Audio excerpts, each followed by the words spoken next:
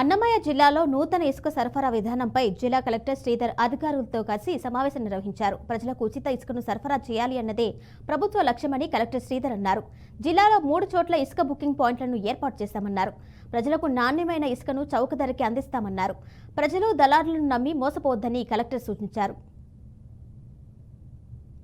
బోడుగుంటపల్లి దగ్గర ఉన్న చెయ్యేరు నది పైన బోడుగుంటపల్లిలో రాజంపేట మండలంలో ఉన్నది. అక్కడ మనము 3 రీచ్లు ఐడెంటిఫై చేసాము. Reach 1, reach 2, reach 3. Desiltation point 1, point 2, point 3 అదే నదిలో. సో అది వచ్చేసి పాయింట్ 1 వచ్చేసి 2,28,000 మెట్రిక్ టన్నులు ఉంది. పాయింట్ 2 దగ్గర 95,000 టన్నులు ఉంది. మళ్ళీ పాయింట్ 3 దగ్గర మళ్ళీ ఒక 2,00,000 టన్నులు ఉంది. మొత్తం కలిసి మనకు 5,00,000 టన్నుల వరకు మన జిల్లాకి అందుబాటులోకి రాబోతుంది. సో ఇక్కడ ఇప్పటికే కూడా మనము ఎమర్జెన్సీ బేసుల్లో ఏజెన్సీకి అప్పచెప్తే వాళ్ళు ఇప్పటికే ఒక 10,000 టన్నుల ఇసుకను పోగు చేయడం జరిగింది.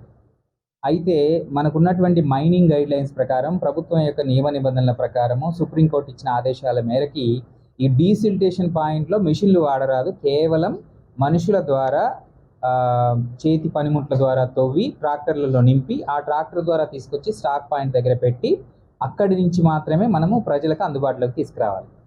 సో ఇక్కడ ఇప్పటికే మనుషుల్ని దాదాపు ఒక 300 మంది మనుషులు, ఒక 50 ట్రాక్టర్ల ఏజెన్సీ పెట్టుకొని రోజు కూడా పని చేయడం ద్వారా ఇప్పటికే 10,000 టన్నులు అక్కడ కూడబెట్టారు.